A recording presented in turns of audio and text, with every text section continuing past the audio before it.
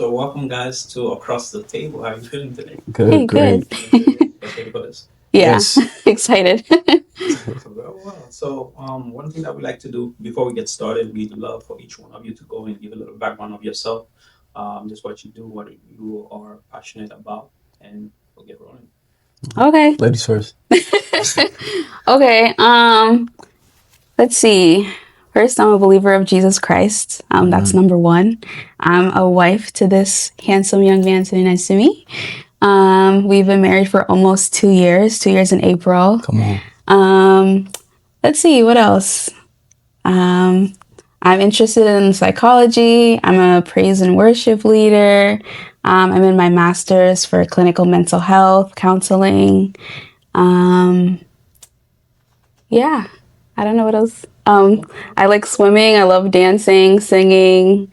I like to do videos on TikTok for fun. Yeah.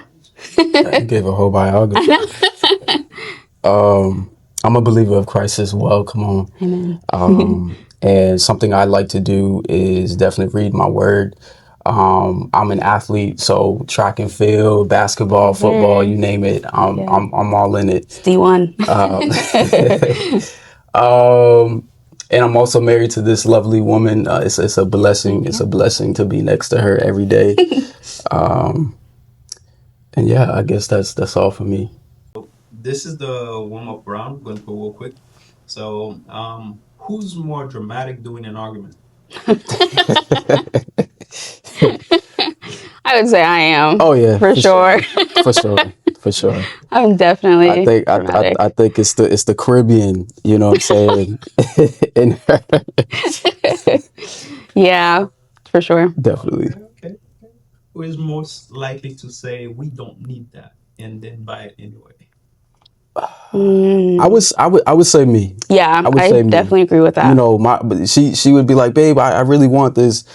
And I'm like, nah, we don't need it. And then, I see her face and I'm like, nah. I was like, all right, let's go ahead. He gets it anyway, yeah. So. That's how you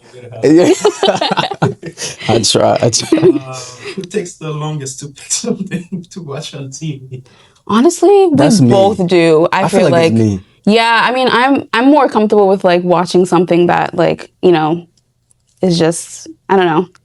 I think it's you, yeah. Yeah. Yeah, I think it's you for sure. I be wanting to watch like kid shows and she be wanting to watch crime and yeah. I'm like, I'm trying to sleep at night. Watch Naruto or One Piece. Something. Yeah, just something like we love like just like animated like movies and things like that. So I'm the same crew too. So who is more likely to start dancing in the kitchen for no reason? I'd say me. We both dance a lot though, like just randomly in the house. We like dancing. Yeah, I'll say you too. I agree. Who is more likely to fall asleep during a movie? This one right Guilty. here. Oh my gosh, It don't matter where we're at. I know. When she starts, she is going tired. to sleep. Yeah, like we'd have friends over and like mid conversation, I'm like she's knocked dozing out on the off. couch. I'm like, I'm supposed to be hosting They're by like, myself. Should we go? And we're like, no, I'm up. Girl's tired. Girl's tired. Who is more likely to say, I'm not hungry, than eat your food? Oh, I'm gonna say you. Yeah. I'm gonna say you. Yeah, for sure. Definitely. Because if you get some fries with your food, that's me. Them hands are coming over. Yeah. Who would you say is the real boss in the relationship? I would say me. Yeah, for I would sure. Say me. I'm the head of the household. So, yeah. But as a great leader, you have to listen to, what I'm saying, your wife and value her input. Yeah. I don't make a decision without consulting with my wife. So right. Yeah. Beautiful. Who is more likely to forget an anniversary or important date? Oh, I don't think we'd ever forget each other's anniversary. I hope not. I hope yeah. not. I would probably say me. You think so? I forget some birthdays. Not your birthday. Not mine though. Like yeah. If it's between us, like our birthdays or the honeymoon. I mean, not honeymoon, sorry, or our anniversary. I'm just gonna say you. I'm gonna say myself that I would forget because you're very organized. Yeah. Detailed. So yeah. Yeah. I mean, this is the same guy who like planned our whole entire honeymoon though. So I had no Well, part in I guess planning. I just Zion get brownie points for that. So, yeah. say if there was a zombie apocalypse, who would survive the longest?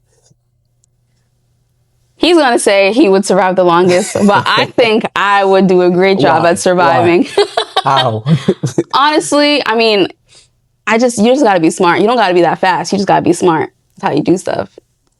Because he's like Okay. D1 athlete over here. But listen So, though, but listen, I'm strategic. You get what I'm saying? So I feel like I would be strategic in finding a spot and knowing the map and the layout of different oh yeah, areas. when it comes to maps, guys, yeah, I don't know what it's called, but my sense of GPS guy? direction, yeah, no. Yes. He has a All the GPS in time. his head, All the but time. yeah, I use the GPS all the Oh time. my God.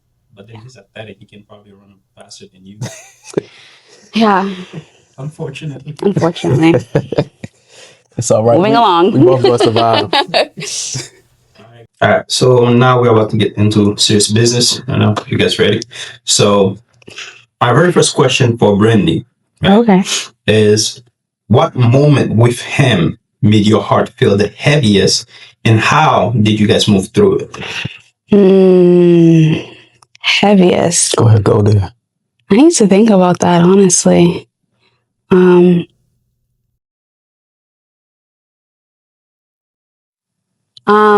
Yeah, so to answer the question, I don't know, like Zion makes me feel very safe. But I guess the time that I guess I felt like he like made me feel heavy is like in the beginning when we were still courting slash dating. Our communication was like really bad. And so like we would never speak to each other the way that we did then now.